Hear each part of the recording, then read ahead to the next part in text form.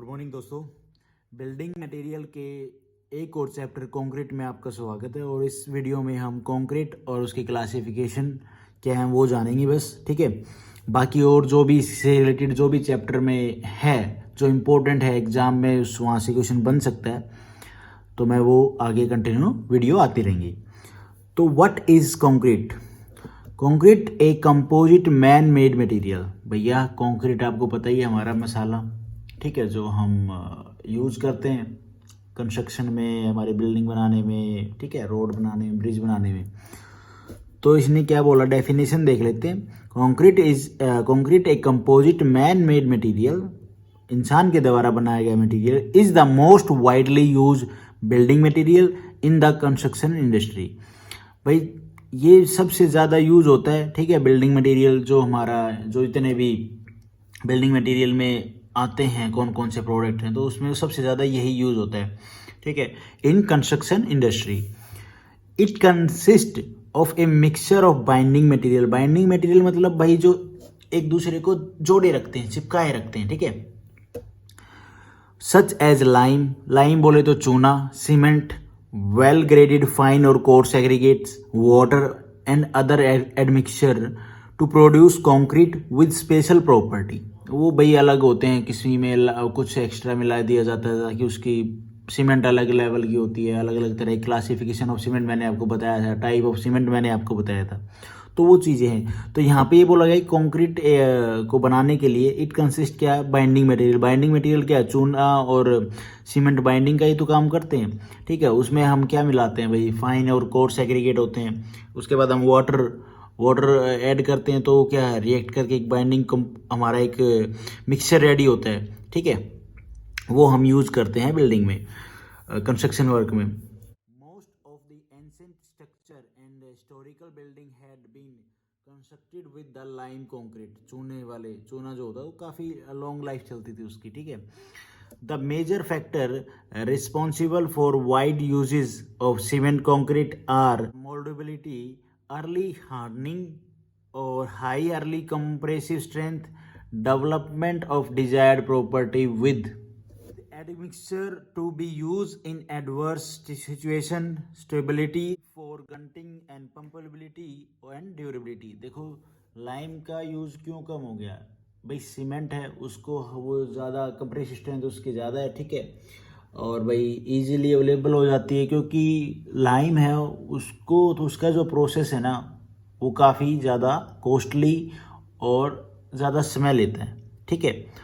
और सीमेंट भाई early use में सबसे ज़्यादा यूज़ की जाती है इस दौर में, इस पीरियड में। पहले लाइम का यूज़ होता था, अभी सीमेंट का यूज़ होता है। लेकिन कहीं कहीं प्लेस पे लाइम का भी आज भी यूज़ होता है क्योंकि उस सीमेंट में ऐसा होता है ना, अभी इंडस्ट्री में, कंस्ट्रक्शन इंडस्ट्री में मैक्सिमम सीमेंट यूज़ होती है, लेकिन लाइम आप राजस्थान एरिया में जाओगे वहाँ पे काफ़ी लोग लाइम से आज भी घर बनाते हैं। क्यों?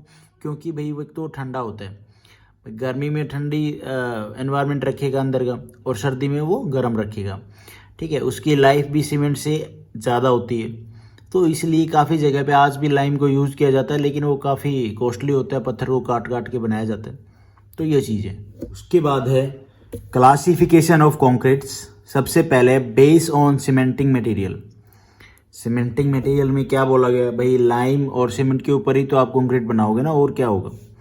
तो क्या बोला गया, concretes are classified as lime concrete, बिल्कुल, जिप्सम कॉन्क्रीट भी है, ठीक है, और सीमेंट कॉन्क्रीट भी। तीन बेसिस पे होता है सीमेंटिंग मटेरियल, एक तो लाइम पे, जिप्सम भी यूज करते हैं बाइंडिंग के लिए, और सीमेंट कॉन्क्रीट। उसके बाद है बेस ऑन प्रिस्पेक्टिव स्पेसिफिकेशन। चलो भाई कौन कौन सी है वो, ये रेशो वाली बात कर रहा है। The cement concrete is specified by proportion of different ingredient कौन से डिफरेंट भाई, फाइन एग्रीगेट, कोर्स एग्रीगेट, ठीक है, वाटर वगैरह वो सब चीज़ें। तो चलो देख लेते हैं। To such prescriptive specification, cement होगी 1, ठीक है जी, 1.5 चाहे वो फाइन एग्रीगेट हो या कोर्स एग्रीगेट कितना होगा 3, अच्छा अलग अलग बता दिया है। सीमेंट 1.5 फाइन एग्रीगेट और 3 हो गया coarse aggregate. M refer to mix, अब आपको आगे जब पढ़ोगे तो उसमें पता चलेगा M20, M15, M10 ये ग्रेडेड होता है कंक्रीट। तो एम क्या होता है, मिक्सचर होता है, ठीक है। This type of concrete mix is known as nominal mix. अभी नॉमिनल मिक्स भी क्या होता है देखना भाई। टेबल क्या क्या है, mix proportion of cement concrete. मैं आपको एक एक टर्म बताता रहूंगा, नॉमिनल मिक्स कौन सा हो गया, स्टैंडर्ड मिक्स कौन सा हो गया, ठीक है। और अभी इसमें नहीं आएगा तो आगे कहीं ना कहीं वीडियो में आपको मिलेगा। सबसे पहले है ग्रेड ऑफ कंक्रीट। भाई ग्रेड ऑफ कंक्रीट जो हम यूज करते हैं उनकी बात कर रही है। M10, M15, M20। जब लोकल मिस्त्री यूज करता है उसको नहीं पता होता है कि कौन सी ग्रेड यूज कर रहा है, लेकिन उसको रेशो पता होता है, ठीक है। तो यहाँ पे हम जब कंक्रीट की बात करते हैं तो ग्रेड ऑफ कंक्रीट भी होती है M10, M15, M20 और M25। इसका मतलब ये होता है स्ट्रेंथ। अब ये कैसे निकाले जाते हैं ये हम जब इसकी टेस्ट वाली बात करेंगे, टेस्ट वाली वीडियो आएगी तो उसमें हम ये चीज़ें देखेंगे। तो मिक्स प्रोपोर्शन देखो भाई, M10 कंक्रीट में तो क्या होगा, 1 होगी सीमेंट, 3 होगी फाइन एग्रीगेट और 6 होगा कोर्स एग्रीगेट। M15 में 1 सीमेंट होगी, 2 फाइन एग्रीगेट और 4 कोर्स एग्रीगेट। और M20 जो हम मैक्सिमम यूज़ करते हैं कंस्ट्रक्शन के लिए, तो 1 सीमेंट, 1.5 फाइन एग्रीगेट और 3 होगा क्या, कोर्स एग्रीगेट। वैसे ही M25 में 1 सीमेंट और 1 फाइन एग्रीगेट, 2 कोर्स एग्रीगेट। उसके बाद है ये पर्सपेक्टिव कैरेक्टरिस्टिक ऑफ स्ट्रेंथ। ये जितने भी ग्रेड है ना, आगे भी हैं, 25 से ऊपर भी होती हैं, M10, M15, M20, M25 continue. तो ये इनकी स्ट्रेंथ लिखी हुई है, ठीक है। ये इनकी स्ट्रेंथ, कंक्रीट की स्ट्रेंथ लिखी हुई है, जो हम आगे टेस्ट करेंगे उसमें मैं आपको बताऊंगा ये वैल्यू कैसे निकली।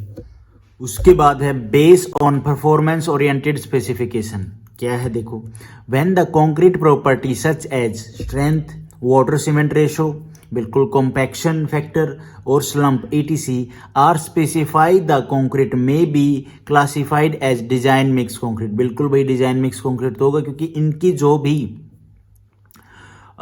हम कंक्रीट बना रहे हैं उसका जो रेशो हो प्रॉपर होगा, वाटर सीमेंट रेशो, ये वैल्यू की बात कर रहे हैं, ठीक है।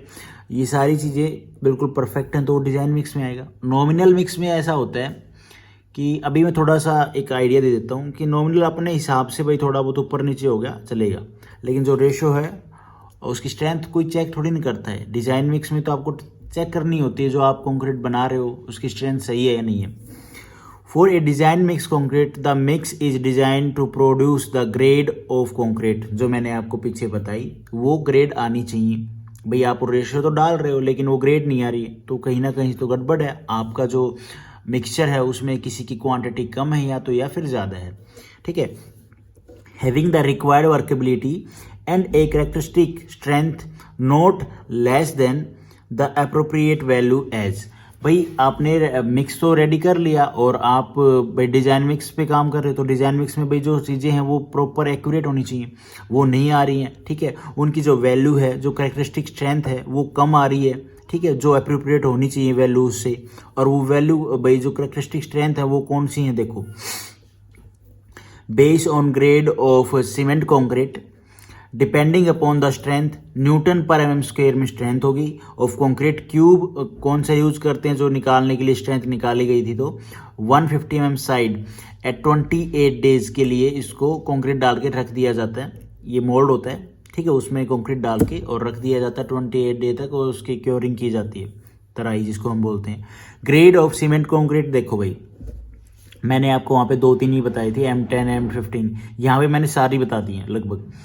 ग्रेड कैरेक्टरिस्टिक स्ट्रेंथ M5 की 5 स्ट्रेंथ, ठीक है। ये टेस्ट हम करेंगे, उसमें बताऊंगा मैं आपको ये वैल्यू कैसे निकली है, ठीक है। ये एक टेस्ट है स्ट्रेंथ निकालने का कंक्रीट का, इसमें ये मोल्ड भी यूज़ करेंगे और कितने दिन के लिए वो सब मैं बता दूंगा आपको आगे।